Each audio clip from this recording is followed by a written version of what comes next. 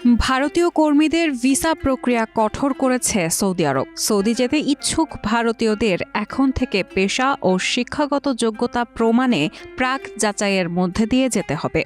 বুধবার এক প্রতিবেদনে ভারতীয় সংবাদ মাধ্যম এনডিটিভি নিউজ এই তথ্য জানায়। সৌদিতে অবস্থিত ভারতীয় মিশনের বরাত দিয়ে ভারতীয় সংবাদ মাধ্যম এনডিটিভি খবরে বলা হয়, কাজের ভিসার ক্ষেত্রে পেশা যাচাইয়ের বিষয়টি অত্যাবশ্যকীয় করা হয়েছে।